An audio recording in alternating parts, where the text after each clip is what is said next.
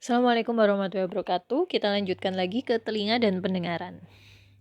Jadi telinga ini ada dibagi menjadi telinga luar, telinga dalam, kemudian telinga tengah, kemudian telinga dalam. Nah, telinga ini punya dua fungsi, yaitu fungsi untuk pendengaran dan fungsi untuk keseimbangan. Sekarang yang kita bahas adalah pendengaran terlebih dahulu. Pendengaran itu adalah persepsi kita mengenai energi yang dibawa oleh gelombang bunyi, di mana nanti transduksi bunyi itu akan mengubah gelombang udara menjadi getaran mekanis, kemudian menjadi gelombang cairan, akhirnya timbul sinyal kimia, dan akhirnya timbullah potensial aksi. Jadi telinga itu dia akan merubah transduksi bunyi itu menjadi sampai akhirnya menjadi potensial aksi. Nah, kenapa di sini ada gelombang cairan? Karena ternyata di koklea itu dia ada 3 saluran paralel yang isinya adalah cairan. Nah, nanti di ductus cochlearis itu nanti ada reseptor sel lambut. Nah, ini nanti yang dia akan merubah gelombang udara menjadi getaran mekanis. Nah, ini adalah kokleanya. Nah, kemudian nanti dia ada getaran itu tadi, nanti dia ada sel rambutnya di bawahnya ini tadi. Oke. Nah, arahnya itu seperti ini. Jadi misalkan contoh dengan garpu tala ya. Nah, gelombang itu nanti dia akan ditangkap oleh telinga. Kemudian gelombang udara itu dia akan dirubah menjadi gelombang mekanis, kemudian dia berubah menjadi potensial aksi. Bunyi. Jadi ketika bunyi itu masuk dan dia membengkokkan silia sel rambut, maka potensial membran sel rambut itu akan berubah dan dia akan melepaskan neurotransmitter ke neuron sensorik. Nah, untuk nada keras dan lamanya bunyi, itu pengolahannya ada di koklea. Sementara kalau lokalisasi bunyi, itu kita pakai fungsi luhur, di mana otak kita akan mempertimbangkan jadi bunyi itu berasal dari mana, masukan sensorik dari kedua telinga, kemudian dia akan diperhitungkan oleh otak. Jadi kira-kira kita sudah mendekati arah bunyi tersebut atau malah menjauh. Nah, itu adalah fungsi luhur dari korteks cerebri. Nah, ini jadi ketika ada bunyi yang masuk, kemudian dia nanti akan menggetarkan cairan-cairan yang ada di sini. Dia akan menggetarkan tulang-tulang pendengaran, kemudian nanti dia akan masuk ke sini. Nah, di sini nanti dia akan menggetarkan cairan. Nah, sampai ke sini.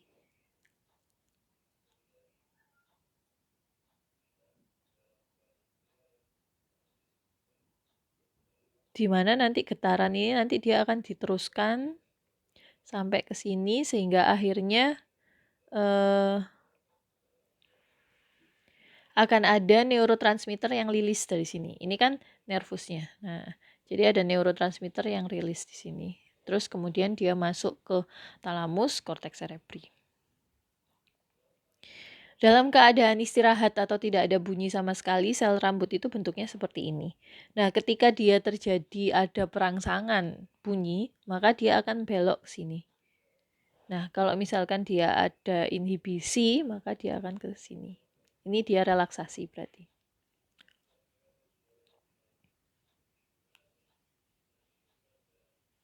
Nah, jarasnya itu dia dari nervus cochlearis, dia masuk ke medula oblongata, pons, otak tengah, dan talamus sampai di korteks auditorius. Ini ya. Jadi ketika ada suara dia akan diterima oleh kedua telinga, kemudian nanti dia akan dilanjutkan sampai ke nervus cochlearis, kemudian dia masuk ke medula. Nah, di sini nanti dia akan menyilang. Jadi ketika dia sampai di medula ini dia akan menyilang, kemudian nanti dia masuk ke cerebellum. Jadi ada yang menyilang, ada yang lurus. Sehingga nanti jarasnya itu dua-duanya akan terasa. Nah, ini ya. Nah, jadi yang biru itu dia bisa dirasakan di korteks sebelah kanan, tapi juga bisa dirasakan di korteks sebelah kiri. Oke. Nah, sementara untuk yang keseimbangan, Keseimbangan itu dia diperantarai oleh sel rambut yang ada di aparatus vestibularis dan kanalis semisirkularis telinga dalam. Asal gayanya untuk menggerakkan silia ini adalah gravitasi dan percepatan. Jadi, nah seperti ini.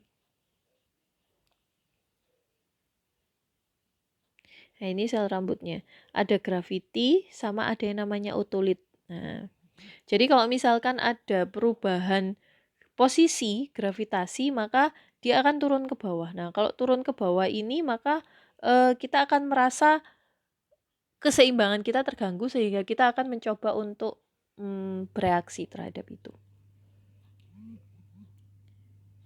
Ini kalau pathway-nya itu jarasnya itu dari vestibula apparatus, kemudian dia masuk ke nervus 8 vestibulococlearis, kemudian dia masuk ke cerebellum, karena cerebellum itu juga keseimbangan, dan ada yang diteruskan sampai ke medula, sampai ke reticular formation, thalamus, dan cerebellar cortex.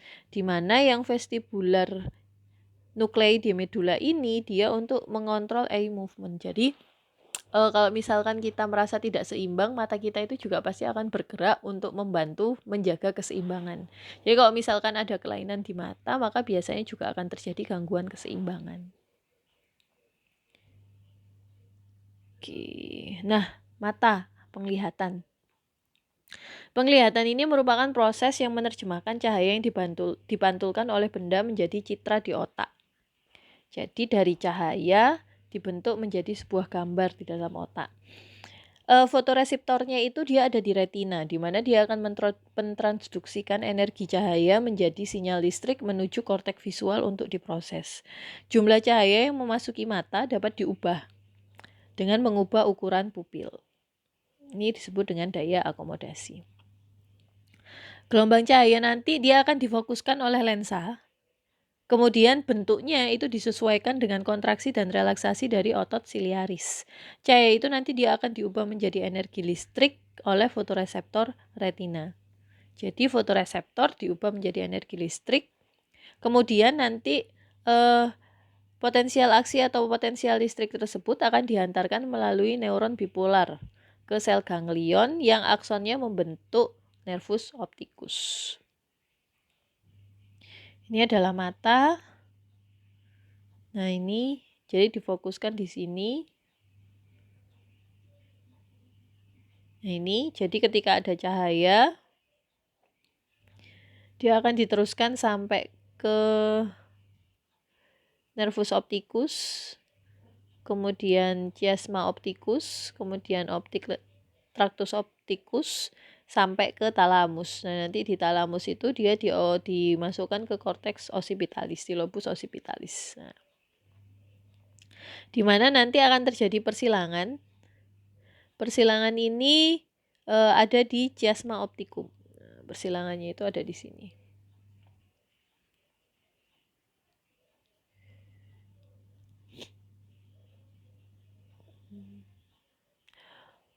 Untuk mendapatkan penglihatan yang jelas, fokus itu harus jatuh langsung di retina. Kalau jatuhnya itu dia ini ya, jadi dia jatuh di retina. Kalau jatuhnya ke belakang, maka dia harus dibantu dengan lensa cekung. Kalau jatuhnya lebih di ini ya, jadi dia nanti akan jatuhnya tepat di sini. Oh, enggak ada.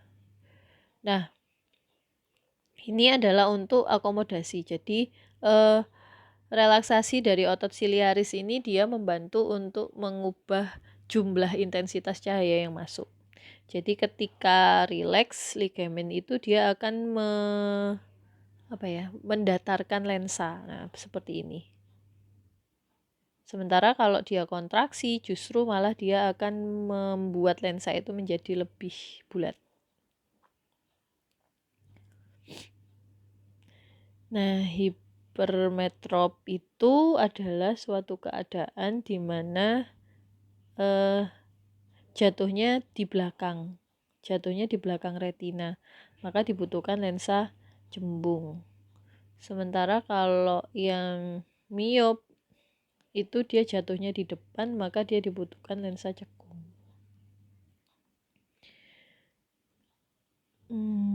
Nah, fovea ini adalah ketajaman penglihatan tertinggi karena dia mempunyai lapangan reseptif yang paling kecil. Jadi fokusnya itu dia harus jatuh di foveanya. Sel batang dia akan berperan di penglihatan monokromatik di malam hari kalau sel batang, sementara kalau sel kerucut dia lebih ke arah penglihatan saat siang hari dan juga penglihatan warna. Jadi kalau batang itu dia gambarnya adalah hitam putih, sementara kalau kerucut itu dia lebih banyak warnanya, makanya dia bisa untuk siang hari. Nah ini ya, jadi masuk ke sini kemudian nanti dia akan diterima entah oleh sel batang atau sel kerucut tergantung dari cahayanya. Oke. Nah ini adalah gambar-gambarnya.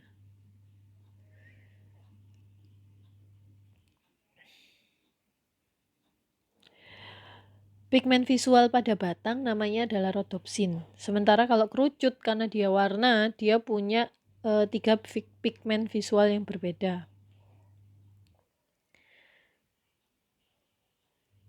Rhodopsin itu sendiri dia terdiri dari opsin sama retinal. Kalau dalam keadaan tanpa cahaya, di batang tadi kan tanpa cahaya, retinal akan terikat erat pada opsin. Ketika cahaya memuncatkan rhodopsin, retinal dilepaskan dan transdusin memulai kaskade Charaka kedua yang menghiperpolarisasi batang dan melepaskan lebih sedikit glutamat ke neuron bipolar. Nah, nanti sinyal diantarkan dari fotoreseptor melalui neuron bipolar ke sel ganglion dengan modulasi dari sel horizontal dan amakrin. Jadi yang dipakai itu adalah transdusin, sel horizontal, dan amakrin dalam keadaan gelap.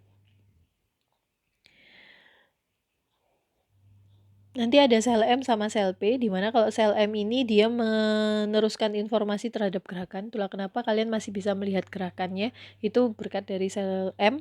Sementara kalau sel P ini dia berkaitan dengan bentuk dan tekstur benda.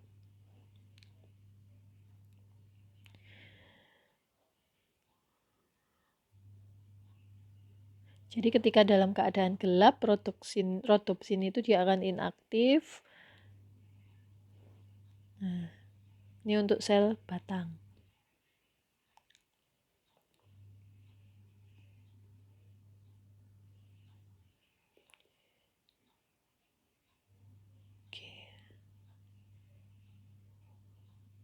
Nah, untuk bisa melihat suatu benda, itu kita butuh kedua penglihatan. Jadi dua mata itu kita butuh.